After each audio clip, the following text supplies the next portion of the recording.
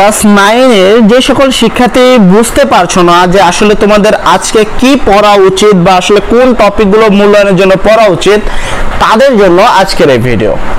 এখানে কিন্তু আসলে সবাই মেন কোশ্চেন চায় এবং মেন কোশ্চেনের আগে তারা বুঝতে পারে না যে আসলে বইয়ের কোথা থেকে প্রশ্ন আসতেছে, কিভাবে প্রশ্ন আসতেছে আর কেনই বা কিভাবে পড়বো। এই কারণে সবাই কিন্তু মূল কোশ্চেনের দিকে বসে থাকে, যার কারণে ওই দিনকে প্রচুর ফ্যাক্ট কোশ্চেন আপলোড হয়। এই কারণে পোলাপাইন অনেক বিভ্রান্ত হয়। তো আমি মনে করি তোমাদেরকে আগে শিক্ষা বোর্ড যে অনুমোদিত যে জিনিসটা দিয়ে রাখছে যে এই টপিকগুলো পড়ে নাও, অর্থাৎ নির্দেশিকাগুলো দিয়ে রয়েছে, তোমরা যদি আজকে এই টপিকগুলো পড়ে নাও তাহলে তোমাদের পরীক্ষা কেন্দ্রে কিন্তু অনেক হেল্প হবে। তো চলো আমরা এই টপিকগুলো দেখে নিব। ফার্স্টে হলো শিক্ষা বোর্ড 2024 এর জন্য দিয়েছে সে বিষয়ভিত্তিক মূল্যায়ন নির্দেশিকা। এটা তোমাদের নবম শ্রেণীর জন্য শিল্প ও সংস্কৃতির মানে আগামী 20 তারিখে যে এক্সামটা আসতেছে তার জন্য এটা করা হয়েছে। তো চলো বেশি কথা না বলে ভিডিও শুরু করা যাক। আমাদের আরও একটি চ্যানেল অবন এন্টারটেইনমেন্ট, যেখানে আপনাদের জন্য 3টি ফানি ভিডিও আপলোড করা হয়েছে। মুরগির দুধ খেলে বুদ্ধি বাড়ে, মিশন আন্ডারপ্যান্ট এবং লোডশেডিং। ভিডিওগুলো দেখে চ্যানেলটিকে সাবস্ক্রাইব করে আমাদের পাশে থাকবেন। ভিডিওর লিংক ডেসক্রিপশন এবং ফার্স্ট কমেন্টে রয়েছে। যদি খেয়াল করো এটা কিন্তু দেখো লেখা আছে যে কি তোমাদের পরিবেষ্টিত 2 শিক্ষণ অভিজ্ঞতার মধ্যে মানে মূল্যায়নের যে টপ শিট রয়েছে, এটা মূল্যায়নের একটি টপ শিট। বিষয় হলো শিল্প সংস্কৃতির তোমাদের নবম শ্রেণীর জন্য।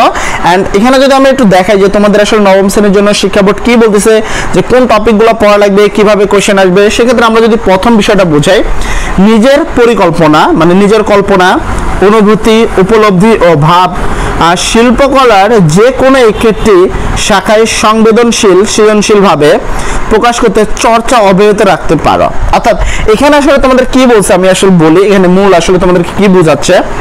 এখানে বলছে তোমাকে একটা পরিকল্পনা বাছাই করতে হবে, সেই অনুসারে তোমাদের যে শিল্পর দিক থেকে যে অনুভূতিগুলো রয়েছে সেই বিষয়ে চর্চা করতে হবে। আর মূল কথা হলো একটা চর্চা করতে কি কি লাগে। একটা চর্চায় তুমি দেখো এখানে লেখা আছে যে অনুভূতি প্রকাশের জন্য কি মাধ্যম বা শাখা নির্বাচন করতে হবে, মানে অনুভূতি প্রকাশ করার জন্য কি কি মাধ্যম দরকার বা কি কি শাখা দরকার সেটা উল্লেখ করতে হবে। তারপর যদি দেখো অনুভূতি প্রকাশ করার জন্য ধারণা ও অনুভূতি প্রকাশ করতে হবে, মানে কি অনুভূতি প্রকাশ করছে সেই বিষয়ে তোমাকে লিখতে হবে। এবং এই যে অনুভূতি প্রকাশের জন্য তোমাকে কি কি চর্চা দক্ষতা অর্জন করতে, মানে তুমি অনুভূতি বা এই জিনিসটা অর্জন করার পরে মানে কি কি দক্ষতা অর্জন করলে সেই টপিকটা কিন্তু তোমাদের লিখতে হবে। এবার অনেকে বলবো যে ভাই এটার উত্তর কোথায় পাবো। হ্যাঁ, আমি এটার ক্ষেত্রে বলি যে এটার উত্তরও কিন্তু এইখানে খুব সুন্দর করে লেখাই থাকে।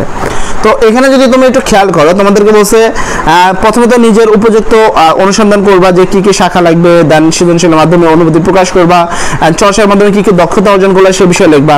তা আসলে কিভাবে করবা, এখানে আঁকা মানে যে কোনো কিছু আঁকতে দিতে পারে, গান করতে বলতে পারে, নাচতে বলতে পারে, অঙ্গি ভঙ্গি, লেখা, কবিতা, ছড়া এগুলো প্রদর্শন করতে হবে তোমাদেরকে।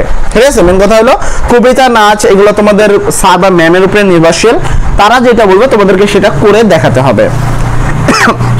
তারপর বলছে গ্রামীণ, নগর বা ক্ষুদ্র নিগোষ্ঠীর সাংস্কৃতিক উৎপাদনের তালিকা ছকে উপস্থাপন করতে হবে। একটা ছক লিখতে হবে যেখানে যে সাংস্কৃতিক যে উৎসবগুলো রয়েছে বা সাংস্কৃতিক যে উৎসবগুলো রয়েছে গ্রামে, নগরে অথবা ক্ষুদ্র নিগোষ্ঠীতে, এই তিনজনে আলাদা আলাদা লিখবে, একটা ছক লিখবে, গ্রামের, একটা নগর, একটা হলো ক্ষুদ্র নিগোষ্ঠী।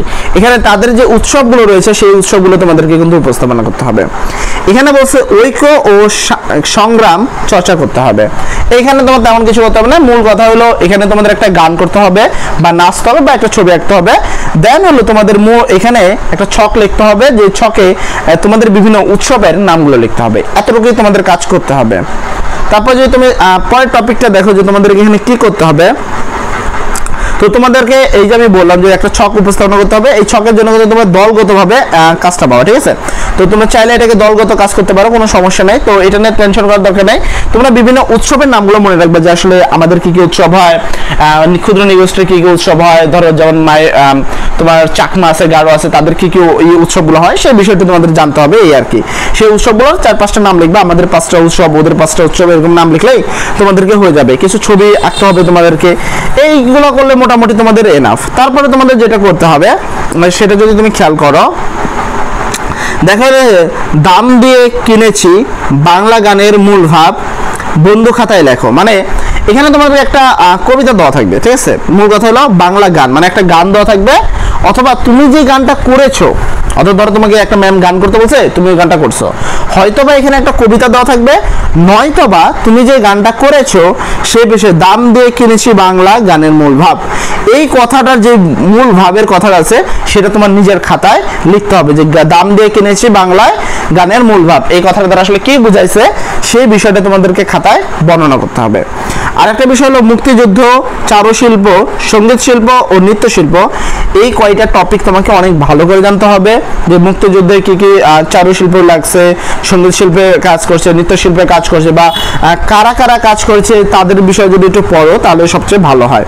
যেমন ধরো আমাদের মুক্তিযুদ্ধের সময় কিন্তু অনেক বিদেশি শিল্পী রয়েছে যাদের কিন্তু কাজ করেছে। এবার এই যে বিদেশি শিল্পীগুলো রয়েছে তারা কিন্তু কারা কারা আসলে বিদেশি শিল্পী, যেমন মাইকেল মধুসূদন দত্ত রয়েছে, তারপর আরো কিছু শিল্পী রয়েছে যাদের কিন্তু তোমাদের কি তাদের নামগুলো কিন্তু এখানে বন্ধু খাতায় তোমাদেরকে লিখতে বলতেছে, অর্থাৎ বিদেশে যারা অবদান রাখছে আমাদের মুক্তিযুদ্ধে, বিদেশের অবদান রাখছে তাদের নাম লিখতে হবে। তো তোমরা আজকে অবশ্যই এই টপিকগুলো দেখবে যে আমাদের মুক্তিযুদ্ধে কোন বিদেশি কবিতা কারা মানে অবদান রাখছে, এই বিদেশি কবিগুলোর নামগুলো একটু দেখে নিবা অথবা কোনো এক জায়গায় লিখে রাখবা যেন তোমরা পরবর্তীতে খুঁজে পাও।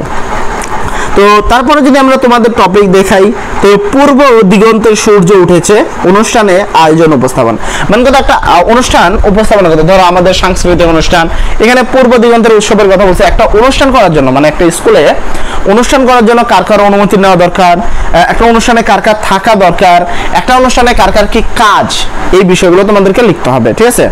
তো এখানে তোমাদের তাদের অবশ্যই একটা অনুষ্ঠান থেকে তুমি কি কি শিখলা, বা একটা অনুষ্ঠানে তোমার শিক্ষককে বলতে হবে, তাদেরকে একটা আবেদন করতে হবে যে আপনি আমাদের অনুষ্ঠানের প্রধান অতিথি হিসাবে আমাদের অনুষ্ঠানে কিছু বক্তব্য উপস্থাপন করবেন, সেই বিষয়ে তোমাদেরকে একটু লিখতে হতে পারে।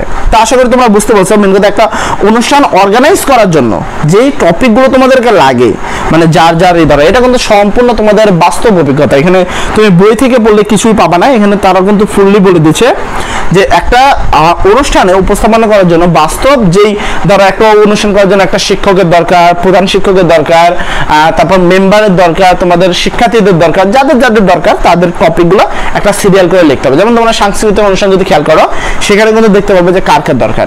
তো এখানে তোমাদের আমি যদি মূল কথাগুলো বলি যেখানে কি কি করতে হবে, তো প্রথম থেকে যদি বলি, তো ফার্স্টে তোমাদেরকে করতে হবে একটা গান করতে হবে, ঠিক আছে, নিজের একটা গান উপস্থাপনা করতে হবে, নাচ উপস্থাপনা করতে হবে, এবং তোমাদের একটা ছক করতে হবে প্রাচীন, নগর এবং সাংস্কৃতিক ক্ষুদ্র নৃগোষ্ঠীর কি কি উৎসব হয় সেই বিষয়ে একটা ছক করতে হবে। এটা বিষয় করে নিবা, অবশ্যই বইয়ে পাবে না, একটু নিজের করে নিবা, তাও যদি বই খুঁজে পাও তো করতে পারো।